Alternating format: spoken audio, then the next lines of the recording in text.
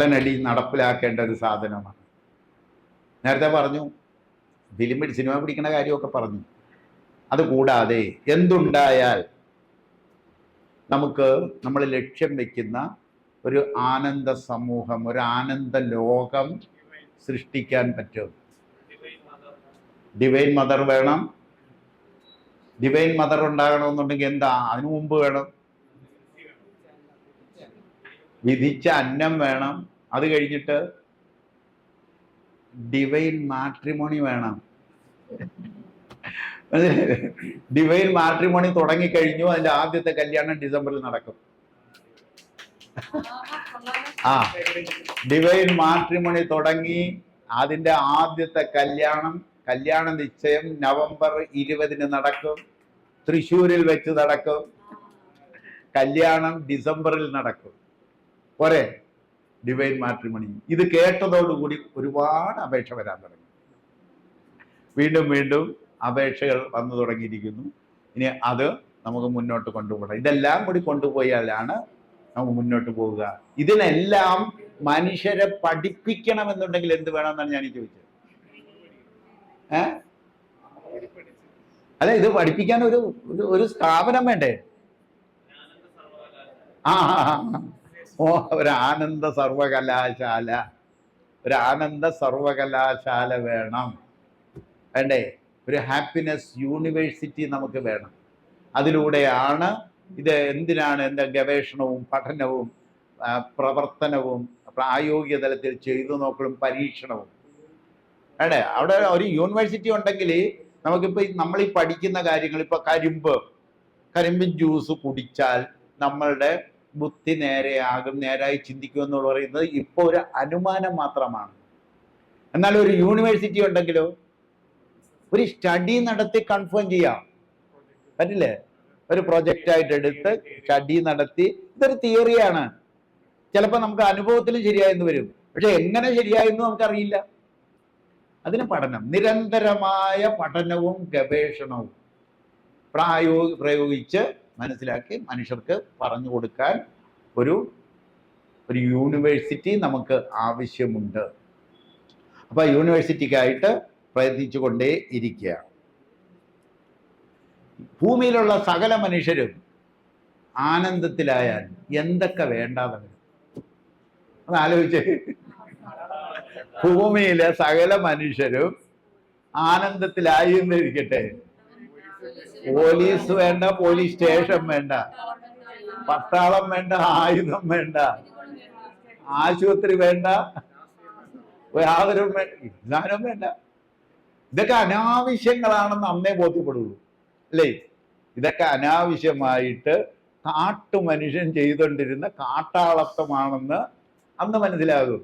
എപ്പോ എല്ലാ മനുഷ്യരെയും ആനന്ദത്തിലേക്ക് എത്തിക്കാൻ നമുക്ക് കൊണ്ടുവന്നാൽ. എല്ലാ മനുഷ്യരുടെയും ഒറ്റയടിക്ക് എല്ലാവരെയും ആനന്ദത്തിൽ കൊണ്ടുവരാൻ പറ്റുമോ? എന്നാൽ ഏറ്റവും താഴ്ന്ന തലത്തിൽ എത്ര ശതമാനം മനുഷ്യര്? 20% ഉണ്ട്. അവര് മറ്റുള്ളവരെ ആക്രമിക്കാൻ വരില്ലേ? അവരാക്രമിക്കാൻ വരും. കാരണം എന്താ? അവര് ബോധമില്ലാത്ത 20% മനുഷ്യരാണ്. അപ്പൊ അവര് നമ്മളെ ആക്രമിക്കാനായിട്ട് AK-47 വന്നാൽ എന്താ ചെയ്യേണ്ടത്? നിങ്ങളിതെല്ലാം പറഞ്ഞുകൊണ്ടിരിക്കുകയാണ്. നിങ്ങളെ തോക്കുമില്ല, ഒന്നുമില്ല, ആനന്ദത്തിൽ ഇങ്ങനെ ജീവിച്ചുകൊണ്ടിരിക്കുകയാണ്. പക്ഷെ ഇവിടെ 20% മനുഷ്യരിവിടെ വേറെ ഉണ്ട്. അവര് AK-47 ഉണ്ടാക്കിക്കൊണ്ട് നമ്മുടെ നേരെ വന്നാൽ നിങ്ങൾ ഇരുന്നിട്ട് വെടികൊള്ളണം. എന്താ ചെയ്യണ്ടേ? അപ്പൊ പ്രതിരോധം എന്ന് പറയുന്ന ഒരു സാധനം വേണം. പ്രകൃതിയുടെ പ്രതിരോധം എന്താണ്? ബോധം കെടുത്തലാണ്. നിങ്ങൾക്ക് വേദന കൊണ്ട് സഹിക്കാൻ മേലാതെ വന്നാൽ കഴിഞ്ഞാൽ, ആ ശരീരത്തിന് താങ്ങാൻ പറ്റാത്ത വേദന വന്നാൽ ശരീരം എന്താ ചെയ്യുക? ബോധം കെടുത്തും. അപ്പോ നമുക്ക് സഹിക്കാൻ മേലാത്ത ഒരു ടീം, 1000 പേര് AK-47 ആനന്ദത്തോടെ ജീവിക്കുന്ന മനുഷ്യരുടെ നേരെ വന്നാൽ നമ്മൾ ഏത് പ്രതിരോധം എടുക്കണം? നമ്മുടെ പ്രതിരോധ ആയുധം എന്തായിരിക്കണം? തിരിച്ച് AK-47 വെച്ച് തന്നെ അടിച്ച് ചതറിക്കാനാണ് വേണ്ടത്. അവരോട് എന്തായിരിക്കണം നമ്മളുടെ സമീപനം? കരുണ. അപ്പൊ ഏത് ആയുധമാണ് എടുക്കേണ്ടത്? കരുണയാണ്. അവരെ കൊന്നിട്ട് കാര്യമില്ല, പക്ഷേ നമുക്ക് അവരിൽ നിന്നും രക്ഷപ്പെടുകയും വേണം, നമ്മളെ പ്രതിരോധിക്കുകയും വേണം. എന്ത് ചെയ്യണം? അതിനൊരു ആയുധം ഉണ്ടാക്കണം. എന്തായിരിക്കണം ആയുധം? അവരെ ബോധം കെടുത്താൻ ഉതകുന്ന ഒരു ആയുധം. എല്ലാ പ്രയാസമുണ്ടോ അതുണ്ടാക്കാൻ? 1000 പേര് വരികയാണ്, അവരെ ബോധം കെടുത്താൻ വേണ്ടിയിട്ട് ഒരു ആയുധം അങ്ങോട്ട് വിട്ട് കഴിഞ്ഞാൽ അവർ മുഴുവൻ ബോധം കെട്ടു. 24 മണിക്കൂർ നേരത്തേക്ക് അവർ ബോധം കെട്ട് കിടക്കും. ആ ബോധം കെട്ട് കിടക്കണ മനുഷ്യരുടെ ഉടുപ്പ് തുണിയെല്ലാം അഴിച്ചെടുത്ത്, തോക്കെല്ലാം മേടിച്ചെടുത്ത് ഒരു കൂട്ടിയിട്ടിട്ട് തുണിയെല്ലാം കൂടി ഉരിഞ്ഞെടുത്ത് അതിൻ്റെ പുറത്തിട്ട് തീയിടണം. തീയിട്ട് ഇത് കത്തി തീരാറാകുമ്പോൾ ഇവൻ ഉണരും. അവൻ ആദ്യം തപ്പണത് എന്തായിരിക്കും? തുണിയായിരിക്കില്ലേ? തോക്ക് തപ്പില്ലല്ലോ, തുണിയായിരിക്കില്ലേ തപ്പുക. പിന്നീട് അവൻ തോക്കുണ്ടാക്കിക്കൊണ്ട് വരണ്ടേ? ഇസ്രയേൽ കാണിക്കണം മണ്ടത്തരല്ലേ? ഭൂമിയിൽ ഏറ്റവും ബുദ്ധിയുള്ള മനുഷ്യനെന്ന് വിചാരിക്കുന്ന ഇസ്രയേൽ ജനത കാണിക്കുന്നത് മണ്ടത്തരല്ലേ? ഇസ്രയേൽ ജനതയ്ക്ക് ബുദ്ധിയുള്ള മനുഷ്യരാണവർ. ഒറ്റാഴ്ച കൊണ്ട് ഇത്തരത്തിലൊരു ആയുധം ഉണ്ടാക്കാം, ഒറ്റാഴ്ച കൊണ്ട് അവർക്കുണ്ടാക്കാം. കാരണം ടെക്നോളജി അവരുടെ കയ്യിൽ ഇരിപ്പുണ്ട്. നമ്മുടെ മൊബൈൽ ടവറിൽ നിന്ന് വരുന്ന വേവ്സ്, എന്ത് വേവ്സാ അത്? മൊബൈൽ ടവറിൽ നിന്ന് ഇങ്ങനെ വരുന്ന മൊബൈൽ കിട്ടണ ഇലക്ട്രോ മാഗ്നറ്റിക് വേവ്സ് ആണ്. അതിന്റെ പവർ ഒന്ന് കൂട്ടിയാൽ പോരെ? ഇലക്ട്രോ മാഗ്നറ്റിക് വേവ്സിന്റെ പവർ കൂട്ടിയാൽ എല്ലാം ബോധം കെടും, സകല മനുഷ്യരും ബോധം കെടും. അപ്പുറം ഒരു ആയുധം ഉണ്ടാക്കാൻ ഇസ്രായേലിനെ സംബന്ധിച്ച് അതാണ് പറഞ്ഞത്. അത് പൊട്ടിച്ച് കൊന്നു മനുഷ്യരെ കൊല്ലുകയാണ് ചെയ്യുക. കൊല്ലാൻ പാടുണ്ടോ? കൊല്ലാൻ പാടില്ല. അതുണ്ട് ഇവിടെ. 20% മനുഷ്യര്, ഈ താഴ്ന്ന തലത്തിലെത്തിയ മനുഷ്യരിവിടെ ഉണ്ട് എന്ന് യാഥാർത്ഥ്യം അറിഞ്ഞുകൊണ്ട് അവരെ കരുണയോടെ അവരുടെ തലം ഉയർത്തിക്കൊണ്ടുവരാനുള്ള നടപടി എടുക്കുന്നതിന് പകരം എത്ര നാൾ കൊല്ലും ഇവര്? എത്ര നാൾ കൊല്ലും? അതൊരു പോസിറ്റീവായിട്ടുള്ള ശാശ്വതമായ പരിഹാരമല്ല യുദ്ധം. യുദ്ധം കാടത്തമാണ്. ആര് ചെയ്താലും അത് ഒരു കാടത്തം തന്നെയാണ്. അതല്ല വേണ്ടത്. മറ്റൊരു ആയുധം നമുക്ക് വേണം. ഭാരതത്തിനൊരു ആയുധമുണ്ട്, വ്യക്തമായി അത് പറഞ്ഞു തന്നിട്ടുണ്ട്. ആ ആയുധമല്ല ഭാരതം പോലും എടുക്കുന്നത്. ഭാരതം ആറ്റം ബോംബ് ഉണ്ടാക്കാനാണ് നോക്കുന്നത്. ഭാരതത്തിന്റെ ആയുധം എന്താ? ആർഷഭാരത സംസ്കാരത്തിലെ ആയുധം എന്താണ്? ദിവസവും കണ്ടുകൊണ്ടിരിക്കുന്നതാണ് നിങ്ങൾ. സുദർശന ചക്രം. അതിന്റെ പേരെന്താ? സുദർശനം എന്ന് പറഞ്ഞാൽ എന്താ? നല്ല ദർശന ചക്രം. അതാണ് ഭാരതത്തിന്റെ ആയുധം. അതിന് സിനിമയ്ക്കകത്ത് സുദർശന ചക്രം കാണിച്ചത് എങ്ങനെ? കൈയെന്ന് അങ്ങോട്ട് അയച്ചിട്ട് അവന്റെ തലയെടുത്തിട്ട് ഇങ്ങോട്ട് വരുന്നത്. സിനിമ പിടിച്ച പ്രൊഡ്യൂസർക്കും ഡയറക്ടർക്കും ഇത് എന്നതാണെന്ന് അറിയാൻ മേല. സുദർശന ചക്രം എന്ന് പറഞ്ഞാൽ എന്താണെന്ന് അറിയാൻ പാടില്ല അവർക്ക്. അത്രമേ അവൻ എന്താ കൊടുക്കണ്ടേ? ആ സിനിമ പിടിച്ചവന് കരിമ്പിന്റെ ജ്യൂസ് കൊടുക്കണം. കരിമ്പിന്റെ ജ്യൂസ് കൊടുക്കണം അവന്. കൊടുത്തു കഴിഞ്ഞാൽ ഒരു ബോധം വരൂല. ഇതെല്ലാം മണ്ടത്തരം കാണിച്ച് മനുഷ്യരെ തെറ്റിദ്ധരിപ്പിച്ചു. ക്യാൻസർ കേരളത്തിൽ വ്യാപകമാക്കിയ ഒരു സിനിമയുണ്ട്.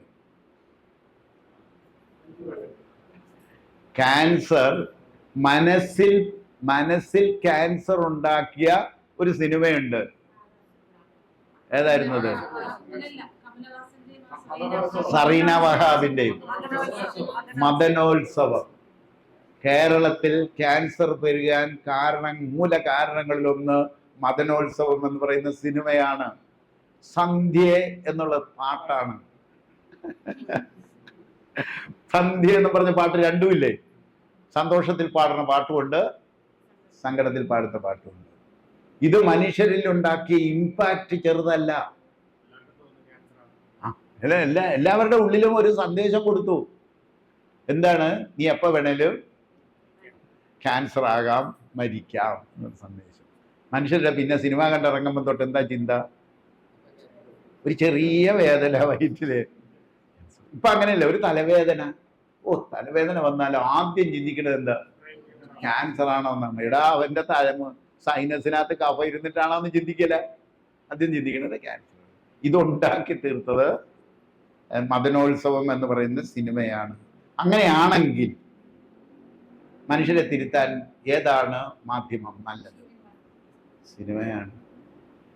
മനസ്സിലല്ലേ? സിനിമയിലൂടെ ആ മനുഷ്യർ അത് കാണുമ്പോൾ അവനിൽ ഉണ്ടാക്കുന്ന ഇമ്പാക്റ്റ്, കാണുമ്പോൾ എന്ന് ഞാൻ പറഞ്ഞു. കാണുന്നത് എന്താണ്? അന്നം. കാഴ്ച ഒരു അന്നമാണ്. കാഴ്ച ഒരു അന്നമാണ്. മനുഷ്യരെ കാണിക്കണം. അതിനാണ് ഈ സിനിമ പിടിക്കുക, സിനിമ പിടിക്കുക, സിനിമ പിടിക്കുക എന്ന് പറയണേ. കാഴ്ച ഒരു അന്നമാണ്. സദ്യ വിളമ്പണ്ട നിങ്ങൾ. ചോറും കറിയും സാമ്പാറും ഒഴിച്ചുള്ള സദ്യ വിളമ്പണ്ട. കാഴ്ച വിളമ്പുക. 4 കാര്യങ്ങളിലാണ് നമ്മൾ ആനന്ദം, സൗന്ദര്യം, ആരോഗ്യം, ആയുസ്. ആയുസ്, ആരോഗ്യം, ആനന്ദം, സൗന്ദര്യം. ഈ 4 മേഖലകളാണ്. അതില് ആയുസ് കൂട്ടാൻ എന്താ വഴി? ശംഖുലി. ആരോഗ്യവും ആനന്ദവും സൗന്ദര്യവും കൂട്ടാൻ എന്താ വഴി? വിധിച്ച അന്നം. വിധിച്ച അന്നത്തിലേക്ക് പോകണം. ആനന്ദം കിട്ടണമെന്നുണ്ടെങ്കിലും വിധിച്ച അന്നത്തിലേക്ക് പോകണം. ആരോഗ്യം, ആനന്ദം, സൗന്ദര്യം. ഇതില് എല്ലാവരുടെയും ഞാൻ ചോദിക്കുമ്പോഴത്തേക്ക് പറയുന്നൊരു കാര്യമുണ്ട്. ആരോഗ്യം വേണോ? വേണം. ആനന്ദം വേണോ? വേണം. സൗന്ദര്യം വേണോ? വേണം. വേണം എന്ന് പറയും. 2 വേണം വരും. അപ്പൊ ഈ സൗന്ദര്യം എന്ന് പറഞ്ഞാൽ ഇതിനകത്തോട്ട് ചേർന്ന് വരേണ്ട ഒരു സാധനമാണ്. ആ ഒരു പടം ഒന്ന് കാണിച്ചു കൊടുത്തേ എല്ലാവരെയും. കഴിഞ്ഞ ദിവസത്തെ പടം എല്ലാവരെയും ഒന്ന് കാണിച്ചു കൊടുത്തേ. നമ്മുടെ തൃശ്ശൂർ വന്ന ഭാര്യയും ഭർത്താവിൻ്റെ പടം ഒന്ന് കാണിച്ചു കൊടുത്തേ. അതാണ് നമ്മളുടെ ലക്ഷ്യം. ഗ്രൂപ്പിൽ ഇട്ട് കൊടുക്കാൻ. അതെ, ഗ്രൂപ്പിൽ ഇട്ട് കൊടുത്തേച്ചാൽ മതി. എല്ലാവർക്കും കിട്ടും. ഒരു പടം കിട്ടും. ഒരു ഭാര്യയുടെയും ഭർത്താവിൻ്റെയും പടം കിട്ടും. നമ്മുടെ അവിടെ തൃശ്ശൂര് നിരന്തരം വരുന്ന ഗ്രൂപ്പിൽ ഇട്ട് കൊടുത്തേച്ചാൽ മതി. അതെല്ലാവരും കാണുക. അത് നിങ്ങൾ കണ്ടാല് അങ്ങേറ്റം പറഞ്ഞത് ആളുകൾ 50-55 വയസ്സാണ്. 50-55 വയസ്സാണ്.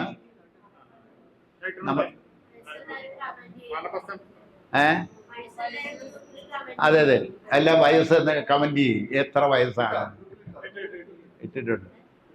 അപ്പൊ ഇത് കാര്യം എന്താണെന്ന് വെച്ചാൽ അത് എത്രയാ? 70. അല്ല, അവര് പറഞ്ഞോട്ടെ, നമ്മൾക്ക് പറയാലോ. 76. 76 വയസ്സുള്ള ഒരാളിന്റെ സൗന്ദര്യം ഒന്ന് കാണുക. ഇപ്പൊ മനസ്സിലാകും എന്തായിരിക്കാം അത് എന്നുള്ളതാണ്. എന്താണ് ഈ സൗന്ദര്യം എന്ന് പറയുന്ന സാധനം? പഠിച്ചതായിരുന്നില്ലേ? സൗന്ദര്യം എന്ന് പറഞ്ഞാൽ എന്താണ്? അതായത് ഒരു പൂവിന്റെ സൗന്ദര്യം എന്ന് പറഞ്ഞാൽ എന്താണ്? പൂവിന്റെ ഇതളുകളുടെ ചേർച്ചയാണ് സൗന്ദര്യം. അതായത് ഇത്രമാത്രം സൗന്ദര്യം നിലനിർത്താൻ നമുക്ക് കഴിയും എന്ന് ഇന്നതൊക്കെ ചെയ്താൽ ആകും എന്ന് വന്നു കഴിഞ്ഞാൽ ഒരു പ്രശ്നമില്ല. ആളുകൾ വരും. കൂടുതൽ ആൾക്കാർ ഇത് സ്വീകാര്യത കൂടും.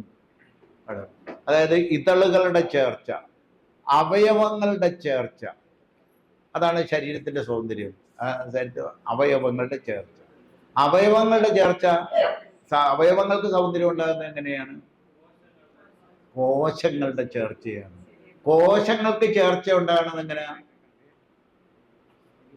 കോശങ്ങള് നല്ലോണം ചേരണമെന്നുണ്ടെങ്കിൽ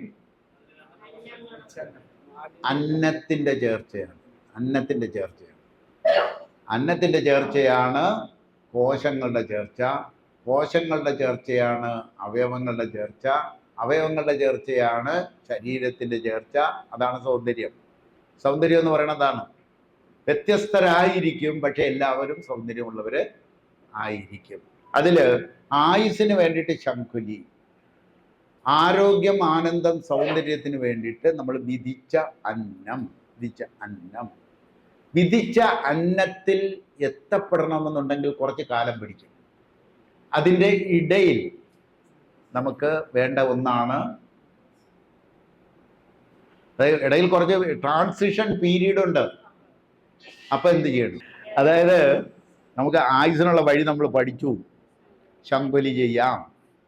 ആരോഗ്യവും ആനന്ദവും സൗന്ദര്യത്തിന് നമ്മൾ വിധിച്ച അന്നം വേണം. പക്ഷെ നമ്മൾ വിധിച്ച അന്നം അല്ല ഇപ്പൊ കഴിച്ചോണ്ടിരിക്കണം. ഒരാൾ മിഠായി കൊണ്ടുവന്ന് ദിവസവും തരുന്നുണ്ട്.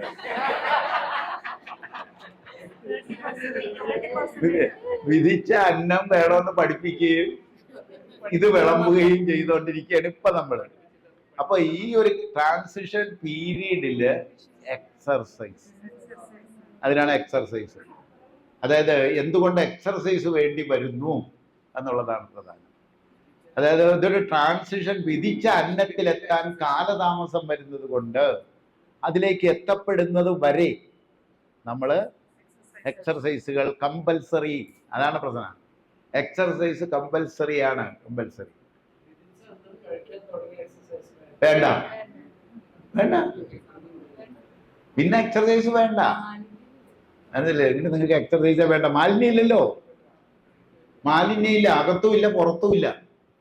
പുറത്ത് മാലിന്യം ഇല്ലാതായാലേ അകത്ത് മാലിന്യം ഇല്ലാതാവൂ. പിന്നെ നിങ്ങൾ എക്സർസൈസ് ഒന്നും വേണ്ട. പിന്നെ നിങ്ങളുടെ ധർമ്മങ്ങൾ നിറവേറ്റിയാൽ മതി. എന്താ ധർമ്മം? സീഡ് ഡിസ്ട്രിബ്യൂഷൻ ഒക്കെ ചെയ്തോളുക. ആ കിട്ടുന്ന എക്സർസൈസ് മതി.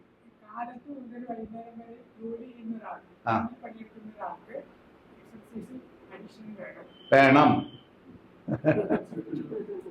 കാര്യം എന്താണെന്ന് വെച്ചാല് കാലത്ത് മുതൽ വൈകുന്നവരെ എനർജി ചെലവഴിക്കുകയാണ് ചെയ്യുന്നത്, അല്ലേ? എനർജി ചെലവഴിക്കുകയാണ്. ക്ഷീണിക്കില്ലേ? എനർജി നമുക്ക് ക്രിയേറ്റ് ചെയ്തെടുക്കണം. അവയവങ്ങൾക്കുള്ള ഒരു ഇളക്കം കിട്ടും. അത് പോരാ. നമുക്ക് മാലിന്യങ്ങൾ വെളിക്കളയണം.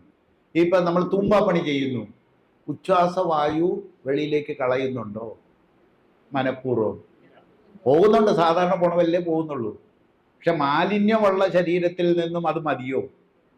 ബോധപൂർവം നമ്മൾ കുറച്ച് വായു പുറത്തേക്ക് കളയണം. വിയർക്കണം. തുമ്പാപ്പണി ചെയ്യുന്ന ആൾ വിയർക്കും. അതുകൊണ്ട് കുറേ അഡ്വാൻറ്റേജ് കിട്ടുന്നുണ്ട് ആ എക്സർസൈസ് കൊണ്ട്. അതൊരു എക്സർസൈസ് അല്ല. ഇത് ബോധപൂർവം നമ്മൾ മാലിന്യം കളയണം. സൈനസിൽ കുറേ മാലിന്യം ഇരിപ്പുണ്ട്. ബോധപൂർവം അതിനകത്ത് കയ്യൂന്നി നീര് കടത്തി അതിനെ ഇളക്കി കളയണം. ലങ്സിനകത്ത് കുറേ മാലിന്യം കവിഞ്ഞു കൂടിയിട്ടുണ്ട്. മത്തങ്ങ കഴിച്ചത് ഇളക്കി കളയണം. ബോധപൂർവം ചെയ്യണം. അപ്പം അത് വേണ്ടി വരും. അപ്പം എക്സർസൈസ് നമ്മളെ സംബന്ധിച്ചിടത്തോളം എക്സർസൈസ് അനിവാര്യതയാണ്.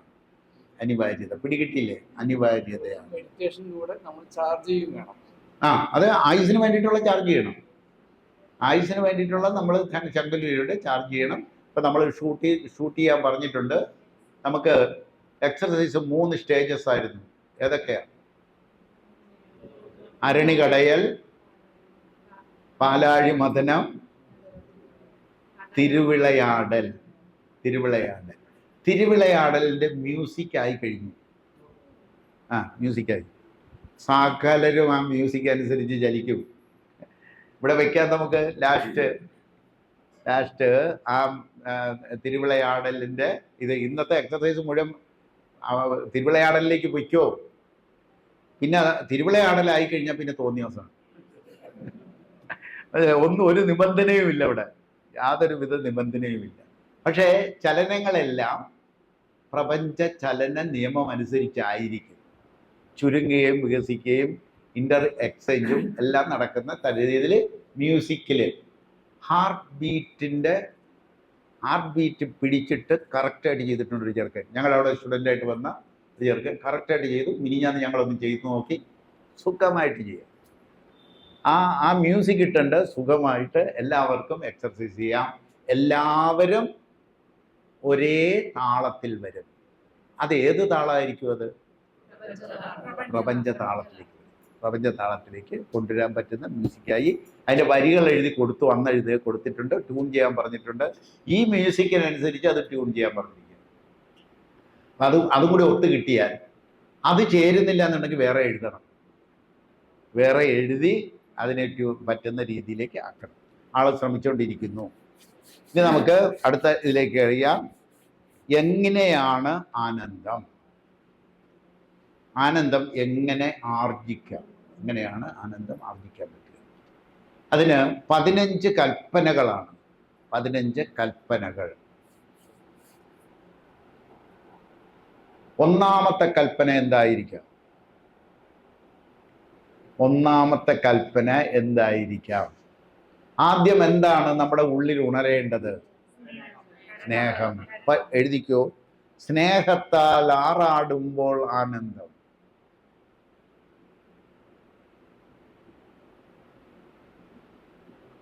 സ്നേഹത്താൽ ആറാടുമ്പോൾ ആനന്ദം എന്ന് പറഞ്ഞാൽ നമ്മൾ എവിടെ ചെന്നാലും നമുക്ക് എന്ത് കിട്ടണം?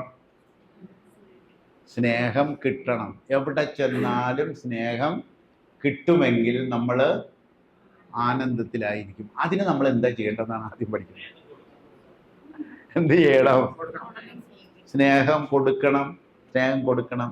സ്നേഹം കൊടുക്കണം എന്നുണ്ടെങ്കിൽ എന്തുണ്ടാവണം? ഉള്ളിൽ സ്നേഹം ഉണ്ടാവണം. സ്നേഹം ഉണ്ടാവണം എന്നുണ്ടെങ്കിൽ എന്ത് ചെയ്യണം?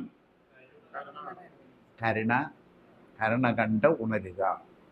സ്നേഹത്തിന്റെ പ്രകടനമാണ് കരുണ എന്ന് പറയാൻ കാര്യം അതാണ്. കരുണ കണ്ടാൽ മതി, കരുണ കേട്ടാൽ മതി, ഇമാജിൻ ചെയ്താൽ മതി. അപ്പൊ കരുണയുടെ കഥകൾ നമ്മൾ കാണണം, കഥകൾ എഴുതണം, കഥകൾ സ്വപ്നം കാണണം. പല പല പുതിയ പുതിയ കഥകൾ വേണം.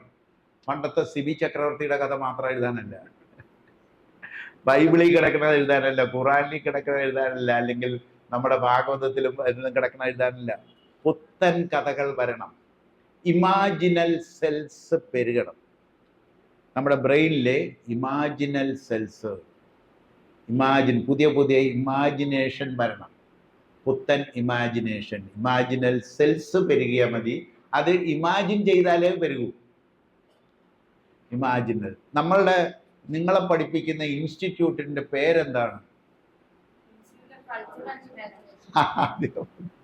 Institute of culture and imagination എന്നാണ് ഒരു പേരിട്ടിരിക്കുന്നത്. അതാണ്. നമ്മൾ ഒരുപാട് പൊട്ട സ്വപ്നങ്ങൾ കാണും, ഇമാജിൻ ചെയ്യും. പക്ഷെ നമ്മളുടേതൊരു ആഗ്രഹമാണ്. അതിലേക്ക് എത്തപ്പെടാനുള്ള വഴികളാണ് നമ്മൾ കണ്ടുപിടിക്കുക.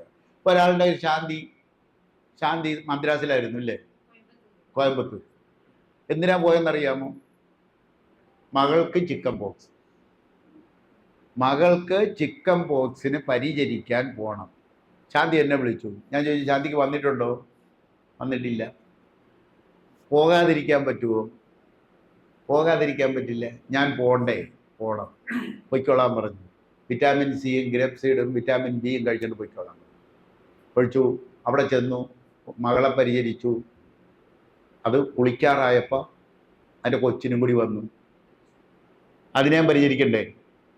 2 പേർക്ക് വന്നില്ലേ? 3 പേര്. 3 ചിക്കൻ പോക്സുകാരെ പരിചരിച്ചിട്ട് ചിക്കൻ പോക്സ് ഇല്ലാതെ വന്നിരിക്കുന്നു. നേരത്തെ വന്നിട്ടില്ല. മനസ്സിലായില്ലേ? നേരത്തെ വന്നിട്ടില്ല. അതായത് പ്രതിരോധ ശക്തി നിലനിർത്താൻ കഴിഞ്ഞു നമ്മൾ പഠിച്ച പാഠത്തിന്റെ ബേസിൽ. അതായത് ഒരു വൈറസിന്റെ നടുക്കല്ലേ 3 പേരും എന്ന് പറഞ്ഞാല്, വൈറസിന്റെ നടുക്ക് നിന്നിട്ടാണ് വന്നിരിക്കുന്നത്. വിറ്റാമിൻ സിയും ഗ്രേപ്പ് സീഡും വിറ്റാമിൻ ബിയും, B+C, grape seed vitamin B+C. അത് തെളിയിക്കപ്പെട്ടിരിക്കുന്നു. അതാണ് പ്രധാനമായും നമ്മൾ മനസ്സിലാക്കേണ്ട കാര്യം. അതായത് നമ്മളിപ്പോൾ ഈ സ്നേഹത്തിന്റെ കാര്യം പറയുമ്പോൾ അത് തെളിയിക്കപ്പെടണം. അങ്ങനെ തെളിയിക്കപ്പെടണമെന്നുണ്ടെങ്കിൽ നമ്മൾ സിനിമ പിടിക്കണം, കരുണയുടെ കഥകൾ പഠിക്കണം. അത് കണ്ടു കഴിഞ്ഞാൽ അവരിലുണ്ടാകുന്ന മാറ്റം നമുക്ക് പ്രകടമായി കിട്ടണം. ഇപ്പൊ സ്നേഹം ഉള്ളിൽ ഉണർത്താനുള്ള ഒരു വഴിയാണ് എന്ത്? കരുണയുടെ കഥ. കരുണയുടെ കഥ എഴുതുക, കരുണയുടെ കഥകൾ കാണുക, അത് പുതിയതായിട്ട് ഇമാജിൻ ചെയ്ത് കണ്ടുപിടിക്കാൻ പരിശ്രമിക്കുമ്പോൾ നമ്മുടെ ഉള്ളിൽ സ്നേഹത്തിന്റെ ഉറവ പൊട്ടിക്കൊള്ളും. ഇനി വേറെ ഏത് വഴിയാ പഠിച്ചത്? സ്നേഹം ഉള്ളിൽ ഉണർത്താൻ, വളർത്താൻ. വാങ്ങിയെടുക്കണം. അതിനു മുമ്പോ അത് മനസ്സ് ശുദ്ധി വരുത്താനാണ്. നമ്മളുടെ ഉള്ളിൽ സ്നേഹം ഉണർത്താൻ സന്നിധാന ധ്യാനം സ്നേഹം ഉണർത്താനുള്ളതാണ് എന്ന് പറഞ്ഞാൽ ആനന്ദത്തിലേക്ക് എത്തിക്കാനുള്ളതാണ് സന്നിധാന ധ്യാനം. എന്താ അത്? എങ്ങനെയാണ് ആ സ്നേഹം കിട്ടുക? നമ്മുടെ ഉള്ളിൽ സ്നേഹവും കരുണയും ഇരിക്കുന്ന ഇടം ഈശ്വരന്റെ ഇടമാണ്, അല്ലേ? ഉള്ളിലെ ഈശ്വരന്റെ ഇടം ആണ്.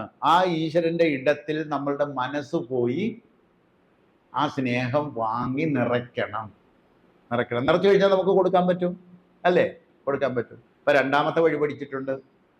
രണ്ടാമത്തെ വഴി പഠിച്ചു, സന്നിധാന ധ്യാനം. മൂന്നാമത്തെ വഴി എന്താ?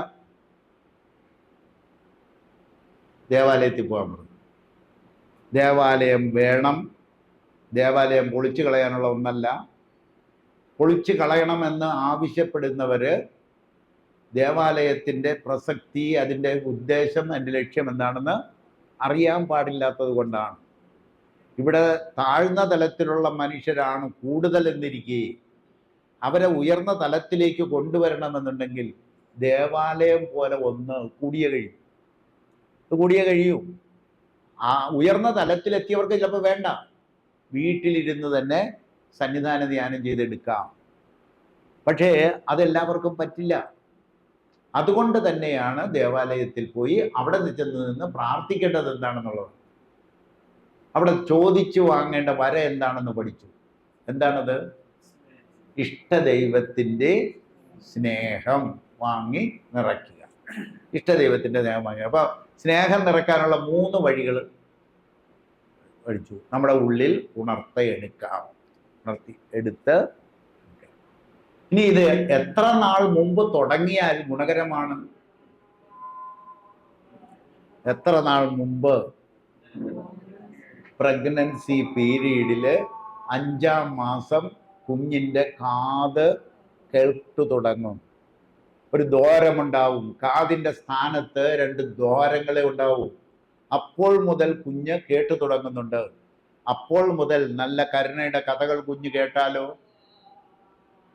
കുഞ്ഞ് കേട്ടാൽ കുഞ്ഞിൽ സ്നേഹത്തിൻ്റെ ഉറവ് പൊട്ടില്ലേ? നാദവും താളവും ആ കുഞ്ഞിൽ വളരില്ലേ? ഇപ്പോഴത്തെ ചില 6 വയസ്സുള്ള പിള്ളേര് തകർത്ത് പാടുന്നത് ഒരു പാട്ടും പഠിച്ചിട്ടില്ലാതെ പാടുന്നതിൻ്റെ കാരണം എന്തായിരിക്കാം? പ്രഗ്നൻസി പീരീഡിൽ അവർക്ക് കിട്ടിയ ആ സ്നേഹത്തിൻ്റെ പാട്ടുകൾ, കരുണയുടെ പാട്ടുകൾ, താരാട്ട് പാട്ടുകൾ കുഞ്ഞ് കേട്ട് വളർന്നത് കൊണ്ടാണ് അത് സംഭവിച്ചത്. അപ്പൊ അത് നമുക്ക് ചെയ്യാവുന്നതാണ്. എത്ര വയസ്സ് വരെ നമ്മൾ പ്രയത്നിക്കണം? 11 വയസ്സ് വരെ പ്രവർത്തിക്കണം. ഇനി വേറെ എന്ത് നമ്മുടെ പുതിയത് കണ്ടുപിടിച്ചു കൊള്ളണം? സ്നേഹത്തിൻ്റെ ഉറവ പൊട്ടിക്കാൻ വേണ്ടിയിട്ടുള്ള പുതിയ സംഭവങ്ങൾ, പുതിയ സാധനങ്ങൾ നമ്മൾ കണ്ടുപിടിച്ചോണം. കരുണയുടെ ഉണർത്താൻ വേറെ എന്തുകൂടി വീട്ടിനകത്ത് വെച്ചാൽ? ബുദ്ധന്റെ പ്രതിമ അത് ജീവനില്ലാത്തതാണെങ്കിലും ആ പ്രതിമയിൽ നിന്നും കരുണ ഒഴുകും. അതാണ് ആ രൂപത്തിന്റെ പ്രത്യേകത. ബുദ്ധന്റെ പ്രതിമ വെക്കാം, പടം തൂക്കാം. കാരണം കരുണ എപ്പോഴും അവിടുന്ന് പ്രവഹിച്ചുകൊണ്ടിരിക്കും. അപ്പൊ ഒരുപാട് മാർഗങ്ങൾ വരും. ഇതെല്ലാം നമ്മൾ സ്നേഹത്തിൻ്റെ ഉറവ പൊട്ടിക്കണം. അപ്പൊ നിറഞ്ഞു. അപ്പൊ എന്ത് ചെയ്യണം? കൊടുക്കണം. കൊടുക്കുമ്പോഴോ കുറയും. നിറയ്ക്കണ്ടേ? വീണ്ടും നിറയ്ക്കണം. അതായത് കൊടുക്കുമ്പോൾ അത് കുറയും. കൊടുക്കും തോറും ഏറിടും എന്നല്ലേ പറയുന്നത്. വാങ്ങിയെടുക്കണം, എടുത്ത് നിറയ്ക്കുക, വീണ്ടും നിറയ്ക്കുക, കൊടുക്കുക. നമ്മൾ സമൂഹത്തിലേക്ക് കൊടുക്കുന്നത് മുള്ളുകളാണെങ്കിൽ എന്താണ് അത് തിരിച്ചു വരിക? കുന്തങ്ങളായിട്ട് തിരിച്ചു വരും. പൂക്കളാണ് എറിയണതെങ്കിലോ പൂമാലയായി തിരിച്ചു. സ്നേഹമാണ് എറിയണതെങ്കിലോ സ്നേഹം കൊടുക്കണമെന്നല്ലേ പറഞ്ഞ? സ്നേഹമാണ് നമ്മൾ സമൂഹത്തിലേക്ക് എറിയുന്നതെങ്കിലോ അതെങ്ങനെ തിരിച്ചു വരും? ആ ഇനി ഞാൻ ആദ്യം മുതൽ പഠിപ്പിക്കും. 1-ാം ക്ലാസ് മുതൽ പഠിപ്പിക്കും. സ്നേഹമാണ് നമ്മൾ എറിയുന്നതെങ്കിൽ എങ്ങനെ അത് തിരിച്ചു വരും? മുള്ളുകളാണ് എറിയുന്നതെങ്കിൽ അത് കുന്തങ്ങളായി തിരിച്ചു വരും. പൂക്കളാണ് എറിയുന്നതെങ്കിൽ അത് പൂമാലയായിട്ട് തിരിച്ചു വരും. സ്നേഹമാണ് എറിയുന്നതെങ്കിലോ സ്നേഹപ്രഭ പൂരമായി തിരിച്ചു വരും. എന്ന് പറഞ്ഞാൽ എന്താ അത്? ജ്യോതി. ജ്യോതി എന്ന് പറഞ്ഞാൽ എന്താ? ഈശ്വരനായിട്ട് തിരിച്ചു വരും എന്നാണ് അർത്ഥം. നിങ്ങൾ സ്നേഹമാണ് ഈശ്വരനെങ്കിൽ, നിങ്ങൾ സ്നേഹമാണ് കൊടുക്കണമെങ്കിൽ സ്നേഹപ്രഭാപൂരമായ ജ്യോതിയായി തിരിച്ചു വരും. അപ്പൊ വേണ്ടേ, കൊടുക്കണ്ടേ? ഉണർത്തണം. ഉള്ളിലുള്ള സ്നേഹത്തെ ഉണർത്തണം. ഉള്ളിൽ സ്നേഹമില്ലാതില്ല. ഉണ്ട്, ഈശ്വരാംശമുണ്ട് എങ്കിൽ ഉള്ളിൽ സ്നേഹമുണ്ട്. അത് ഉണരാത്തത് കൊണ്ടും വളർത്താത്തത് കൊണ്ടും മാത്രമാണ് നമ്മൾ എന്തായി തീർന്നിരിക്കുന്നത്?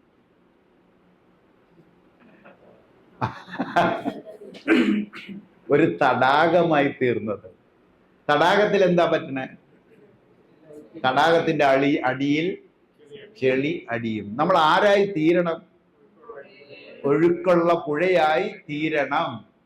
സ്നേഹം വാങ്ങിയെടുക്കണം, അത് കൊടുക്കണം, തിരിച്ച് പ്രഭാപൂരമായി അത് നമുക്ക് കിട്ടണം. അങ്ങനെ എപ്പോഴും തെളിഞ്ഞൊഴുകുന്ന പുഴയായി മാറണം. ഇതിനു വേണ്ടിയിട്ടാണ് നമ്മളിത് ചെയ്യുക. അത് കഴിഞ്ഞാൽ നിങ്ങൾ എവിടെ ചെന്നാലും നിങ്ങൾക്ക് എന്തായിരിക്കും കിട്ടുക? സ്നേഹ പ്രഭാപൂരം നിങ്ങൾക്ക് കിട്ടിക്കൊണ്ടിരിക്കുന്നത് സ്നേഹത്തിന്റെ ആറാട്ട് കിട്ടിക്കൊണ്ടിരിക്കും. എവിടെ ചെന്നാലും സ്നേഹത്തിന്റെ ആറാട്ടായിരിക്കും കിട്ടുക.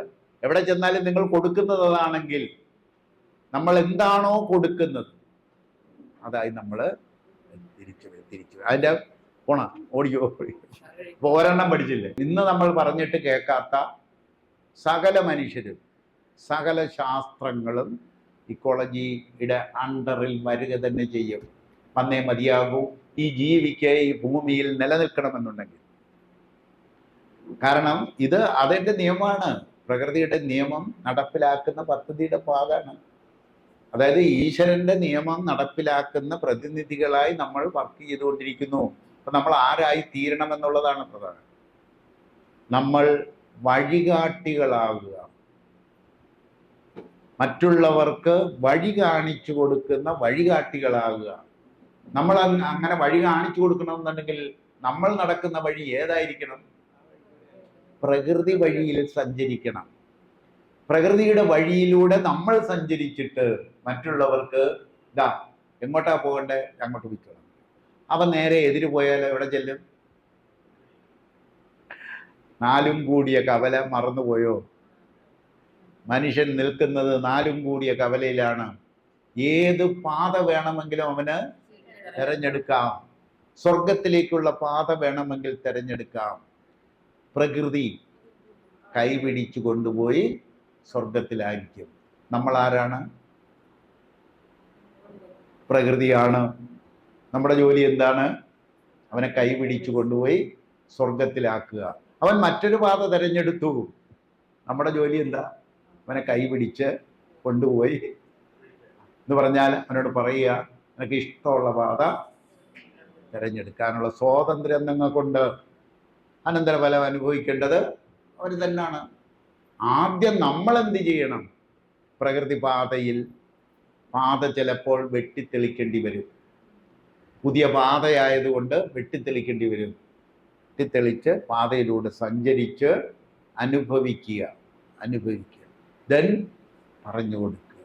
അറിയുക. അതാണ് ചെയ്തുകൊണ്ടിരിക്കുന്നത്. അറിയുക, ആചരിക്കുക, അനുഭവിക്കുക, ദെൻ പ്രചരിപ്പിക്കുക. ഇതാണ് അതിൻ്റെ മെത്തഡോളജി. അതാണ് അറിയുക, ആചരിക്കുക, അനുഭവിക്കുക, ദെൻ പ്രചരിപ്പിക്കുക. അനുഭവിക്കാത്ത അറിവുകൾ പ്രചരിപ്പിക്കുന്നത് കുറ്റകരമാണ്. അനുഭവിച്ച അറിവുകൾ പ്രചരിപ്പിക്കാതിരിക്കുന്നതും കുറ്റകരമാണ്. ഇവിടെ കിട്ടിയില്ലേ? രണ്ടും കുറ്റകരമാണ്. അതായത് നമ്മളിത് രണ്ടും നമ്മൾ ചെയ്ത് പറ്റും. അറിയണം, അനുഭവിക്കണം, ഏതെങ്കിലും പുസ്തകത്തിൽ നിന്ന് പഠിച്ചിട്ട് കാണാപ്പാഠം പഠിച്ചിട്ട് അത് പ്രചരിപ്പിക്കരുത്. അനുഭവിച്ചിട്ട് പ്രചരിപ്പിക്കുക, അനുഭവം കൊണ്ട് അറിയുക, അറിഞ്ഞും കൊണ്ട് അനുഭവിക്കുക. അങ്ങനെ അറിഞ്ഞ് അനുഭവിച്ച് അനുഭവം കൊണ്ട് അറിഞ്ഞ് മുന്നോട്ട് പോയിക്കൊള്ളുക. ഇപ്പൊ സ്നേഹത്തിന്റെ ആറാട്ട് കിട്ടാൻ ഇനി വല്ല ബുദ്ധിമുട്ടുണ്ടോ? ഒരു വഴിയാണ്. അടുത്തത് രണ്ടാമത്തെ കൽപ്പന, അന്നത്താൽ ആനന്ദം. അന്നത്താൽ ആനന്ദം.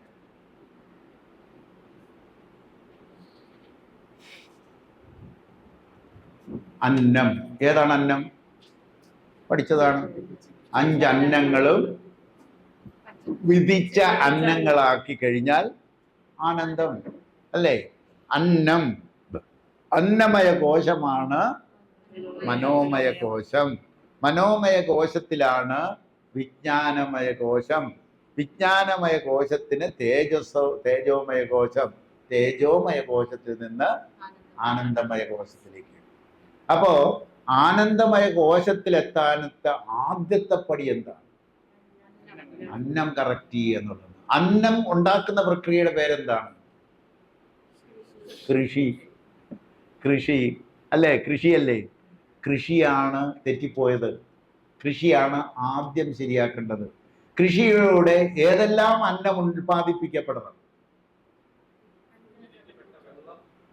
വിധിക്കപ്പെട്ട വിധിച്ച വെള്ളം ഉണ്ടാക്കണം, വിധിച്ച ഭക്ഷണം ഉണ്ടാക്കണം, വിധിച്ച വായു ഉണ്ടാക്കണം, വിധിച്ച അഗ്നി ഉണ്ടാക്കണം, വിധിച്ച ശബ്ദവും ഉണ്ടാകണം. അതാണ് കൃഷി.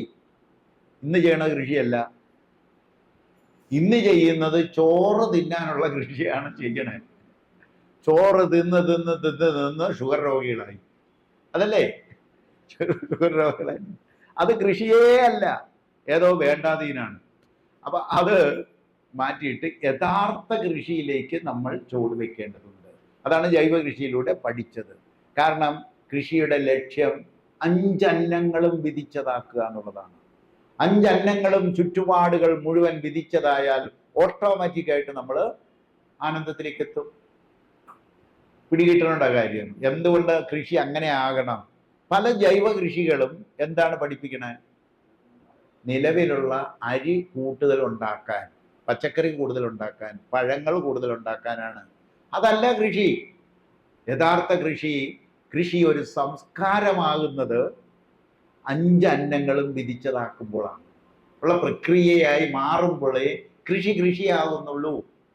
അപ്പൊ അതിൽ നിന്ന് ജൈവ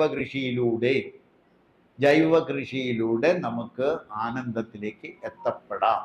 അപ്പൊ അന്നത്താൽ ആനന്ദം പിടികിട്ടിയല്ലോ.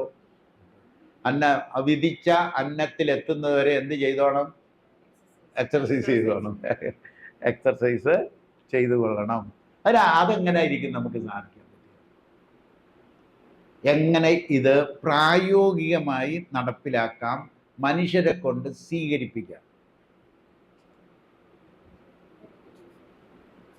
മനുഷ്യരുടെ സ്വഭാവം എന്താ? മടിയുടേതല്ല, അനുകരണമാണ്. അനുകരണം അവന്റെ സ്വഭാവ സവിശേഷത ആയിരിക്കെ അവനെ ഈ 5 അന്നങ്ങളും കറക്റ്റ് ആക്കാൻ എന്ത് കാണിച്ചാൽ മതി? നമ്മൾ എന്ത് ചെയ്താൽ മതി?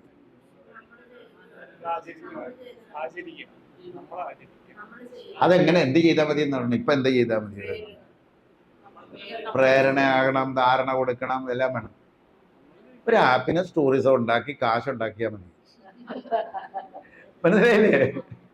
നിങ്ങൾ നിങ്ങളുടെ ഭൂമിയെ ഒരു ഹാപ്പിനെസ് ടൂറിസം ഡെസ്റ്റിനേഷൻ ആക്കുക. ഒരേ കാശ് വീട്ടിൽ കൊണ്ടുവന്ന് തരില്ലേ ആൾക്കാർ വീട്ടിൽ കൊണ്ടുവന്ന് തരും. വീട്ടിൽ കൊണ്ടുവന്ന് കാശ് തരും, നമ്മളവിടെ താമസിക്കുകയും ചെയ്യും. ഇത്രയും മനോഹരമായ ഒരിടം ഭൂമുഖത്തില്ല. ഹാപ്പിനെസ് ടൂറിസം സെന്റർ ആക്കി മാറ്റിയെടുക്കാൻ പറ്റിയ ഒരു പ്രദേശമാണ് കേരളം. ഏത് വിധേന ഓരോ ഇഞ്ച് ഭൂമിയും ടൂറിസം ഡെസ്റ്റിനേഷനാണ്. പക്ഷെ അതിന് വേണ്ട രീതിയിൽ ഡിസൈൻ ചെയ്ത് മനസ്സിലാക്കി പഞ്ചഭൂതങ്ങൾ 5ഉം അവിടെ ഉണ്ടാക്കേണ്ടത് എങ്ങനെ? ഇപ്പൊ കുറെ പിടികിട്ടിയില്ല. അത് പിടികിട്ടിയിട്ടുണ്ടല്ലോ. അതിനകത്ത് കാർബോഹൈഡ്രേറ്റ് എത്ര വേണം, പ്രോട്ടീൻ എത്ര വേണം, ഫാറ്റ് എത്ര വേണം, ഏതെല്ലാം ചെടികൾ വേണം, അതിനകത്ത് അന്നങ്ങൾ മുഴുവൻ കറക്റ്റ് ചെയ്യണം. കറക്റ്റ് ചെയ്യാൻ ഉതകുന്ന രീതിയിൽ അതിനെ ഡിസൈൻ ചെയ്യണം. ഹാപ്പിനെസ് കോഴ്സിലുള്ളതാണത്. ഹാപ്പിനെസ് കോഴ്സിൻ്റെ ഒരു പ്രാക്ടിക്കൽ അതാണ്. 2 എണ്ണമാണ് പ്രാക്ടിക്കൽ, 2 എണ്ണം. അതായത് ഹാപ്പിനെസ് കോഴ്സിൽ 2 പ്രാക്ടിക്കലുണ്ട്. ഒന്ന്, കരുണയുടെ കഥകൾ ഷോർട്ട് ഫിലിം പിടിച്ച് കാണിക്കുക, ഷോർട്ട് ഫിലിം പിടിക്കുക, അതൊരു പ്രാക്ടിക്കലാണ്. മറ്റൊന്ന്, ഹാപ്പിനെസ് ടൂറിസം സെൻറ്റർ ഡിസൈൻ ചെയ്യുക. അപ്പം ഞാൻ കുട്ടികളെ കൊണ്ടുപോയി ഒരിടത്ത് കൊണ്ടുപോയി ഇടും. പഠിച്ചതെല്ലാം കൂടി എടുത്തിട്ട് ഡിസൈൻ ചെയ്തിട്ട് ഇങ്ങോട്ട് വരാൻ പറ്റും. അത് ഡിസൈൻ ചെയ്ത് പറ, നിങ്ങൾ എന്തൊക്കെ ചെയ്യും, ഈ സ്ഥലത്ത് എന്തൊക്കെ ചെയ്താൽ നമുക്ക് ഇതിനെ ഹാപ്പിനെസ് ടൂറിസം സെൻറ്റർ ആക്കാം. അപ്പോൾ ഹാപ്പിനെസ് ടൂറിസം സെൻറ്ററിലേക്ക് ഒരാൾ കടന്നു വരികയാണ്. കടന്നു വരുമ്പോൾ എന്താ കൊടുക്കേണ്ടത് അവർക്ക്?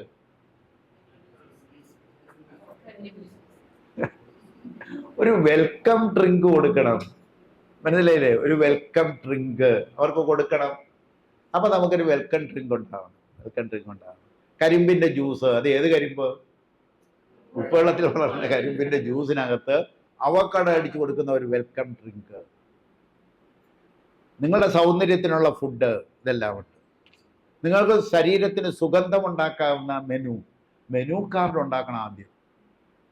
മനസ്സിലായില്ലേ? ആ സെന്ററിലേക്ക് വരുന്നവർക്ക് കൊടുക്കാൻ വേണ്ട മെനു കാർഡുകൾ ആദ്യം ഉണ്ടാക്കണം. എന്തെല്ലാമാണ് നമ്മൾ കൊടുക്കേണ്ടത്? ബുദ്ധി വികസിപ്പിക്കാൻ വേണ്ട സാധനങ്ങൾ, സൗന്ദര്യം വെക്കാൻ വേണ്ട സാധനങ്ങൾ, എല്ലാ സാധനങ്ങളും മെനു കാർഡിലെടുത്ത് ഒരു ടൂറിസം സെന്റർ ഡിസൈൻ ചെയ്ത് ആ സെന്ററിൽ ആവശ്യമുള്ളതെല്ലാം ഉൽപ്പാദിപ്പിച്ച് പതുക്കെ ഒരു 5-8 വർഷം കൊണ്ട് അതിനെ ഒരു പൂർണ്ണ ഹാപ്പിനെസ് ടൂറിസം സെന്റർ ആക്കി. അയലന്തരത്തുകാരൻ ഇത് കണ്ടിരിക്കുകയാണ്. ഇവൻ കാശ് വാരി കൂട്ടുകയാണ്. എല്ലാ ദിവസവും റൂം ഫുള്ളി ബുക്ക്ഡാണ്. അങ്ങനെ വന്നാൽ അയലന്തരത്തുകാരൻ എന്തായിരിക്കും ചെയ്യുക? അവന് ഇത് തന്നെ ചെയ്യും. കാരണം എന്താ? അനുകരണം മനുഷ്യ സ്വഭാവമാണ് എന്നുള്ളതാണ്. അപ്പൊ ആദ്യം മനസ്സിലാക്കിയവർ കയറി ഇനിഷ്യേറ്റീവ് എടുക്കുക. അതുകൊണ്ടാണ് നമ്മൾ ഒന്നും പരുവപ്പെട്ടില്ലെങ്കിലും കാന്തല്ലൂരിൽ ആദ്യത്തെ ഹാപ്പിനെസ് ടൂറിസം സെന്റർ തുടങ്ങിയത്. ലോകത്ത് ആദ്യത്തെ ഹാപ്പിനെസ് ടൂറിസം സെന്ററാണ് കാന്തല്ലൂർ തുടങ്ങി.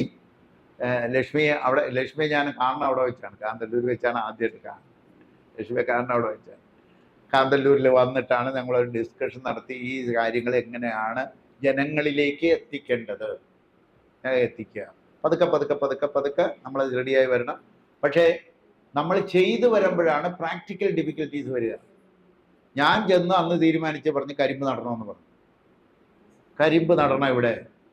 ഇവിടുത്തെ കരിമ്പിൽ നിന്നും ജ്യൂസ് എടുത്ത് കൊടുക്കണം. ആ ജ്യൂസിനകത്ത് എഡ്വേർഡ് റോസ ഇതളുകളും കൂടി ചേർക്കണം. റോസപ്പൂവിൻ്റെ ഫ്ലേവറും കൂടി ചേർത്തിട്ടുള്ള ജ്യൂസ് കൊടുക്കണം. റോസയും നട്ടു. കരിമ്പ് നടണം പറഞ്ഞു. കരിമ്പ് നട്ടു. 5-6 ആന വന്നു നോക്കിയപ്പോൾ കരിമ്പെല്ലാം ഒരടിയേ ആയിട്ടുള്ളൂ. ഒന്നും ചെയ്തില്ല. ആന തിരിച്ചുപോയി. ഒരു 4 അടി പൊങ്ങിയപ്പോൾ അവർക്ക് എല്ലാവരും കൂടി വന്ന് മുഴുവൻ തിന്നേച്ചും പോയി. വേറെ ഒന്നിനും ഒരു ഉപദ്രവവും ചെയ്തില്ല. ആനയ്ക്ക് മനസ്സിലായി ഈ കരിമ്പ് വളർന്നു വരുമെന്നും ഭാവിയിൽ ഞങ്ങൾക്കത് തിന്നാമെന്നും മനസ്സിലായിട്ട് അവര് തിന്നിട്ട് വേറെ ഒന്നിനും ഉപദ്രവം ഉണ്ടാക്കാതിരുന്നില്ല. കാരണം എന്താ? ഇനിയും വളർത്തട്ടെ, ഇനിയും വളർത്തി തരും എന്നുള്ളതാണ്. ആന ഉപദ്രവിക്കുവോ? ഇല്ല. അവന് വേണ്ടത് എന്താണെന്ന് വെച്ചാൽ കിട്ടുമെന്നുണ്ടെങ്കിൽ അവൻ ഉപദ്രവിക്കില്ല എന്നുള്ള ഉത്തമ തെളിവാണ്. വേറെ ഒരു ഉപദ്രവം അവിടെ ചെയ്തില്ല. വേറെ ഒരു വിളകളും പറിച്ചു കളഞ്ഞില്ല. അവന് തിന്നാനുള്ളത് തിന്നിട്ട് സുഖമായിട്ട് പോയി. അപ്പൊ ഇതുപോലെയുള്ള പ്രാക്ടിക്കൽ ഡിഫിക്കൽട്ടീസ് വരും. ഇതിനെ എങ്ങനെ ഓവർകം ചെയ്യാമെന്നുള്ളതാണ്. കരിമ്പ് ആന വരുന്നിടത്ത് കരിമ്പ് വരുന്നില്ല. 2 ഓപ്ഷനുണ്ട്. എന്താണത്?